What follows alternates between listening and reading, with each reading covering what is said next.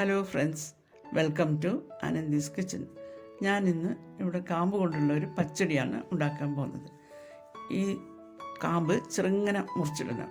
തീരെ കാമ്പാണെന്നുള്ളത് മനസ്സിലാകാത്ത വിധത്തിൽ ചെറുങ്ങനെ മുറിച്ചിടുക.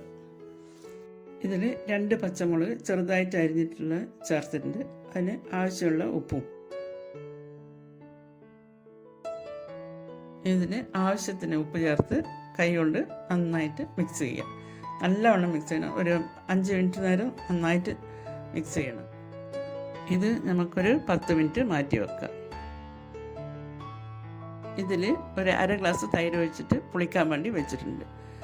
ഇനി കുറച്ച് തേങ്ങ ചിരകി അതിൽ കുറച്ച് ജീരകവും കുറച്ച് കടുകും കൂടി ഇട്ട് നല്ലോണം മിക്സിയിലിട്ട് അടിക്കണം. കുറച്ച് തൈരും കൂടി ഒഴിച്ചിട്ട് ഒരു അര ഗ്ലാസും കൂടി തൈരും കൂടി ഒഴിച്ച് നന്നായിട്ട് അടിച്ച് എന്നിട്ട് ഈ കാമ്പിൽ ചേർക്കണം.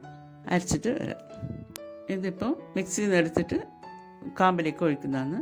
ഇതിന് നന്നായിട്ട് ഇളക്കി ഉപ്പെല്ലാം നോക്കി പുളിപ്പ് പോരാൻ തോന്നുന്നുണ്ട് കുറച്ചും കൂടി തൈര് ഒഴിച്ചിട്ട് നന്നായിട്ട് ഇളക്കിയിട്ട് വെക്കുക. എന്നിട്ടിത് ഒന്ന് വറളയിക്കണം.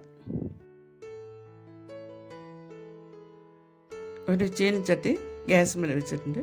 നല്ലോണം ചൂടായി കഴിഞ്ഞാൽ 1 സ്പൂൺ വെളിച്ചെണ്ണ ഒഴിച്ച് അതിൽ കുറച്ച് കടുക്, പിന്നെ കറി ലീഫ്, പിന്നെ 2 ഉണക്കമുളക് ചെറുങ്ങനെ മുറിച്ചിട്ട് വറത് ഇടുക. നന്നായിട്ട് മൂത്ത് കഴിഞ്ഞാൽ അത് എടുത്തിട്ട് കാമ്പിൽ ഒഴിക്കുക.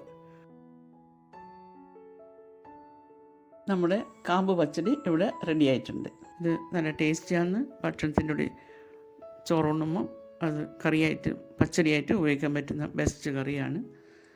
ശരീരത്തിന് നല്ലതാണ്. ഷുഗർ പേഷ്യൻസിനൊക്കെ നല്ലതാണ് കാമ്പ്. എല്ലാവരും ട്രൈ ചെയ്യുക.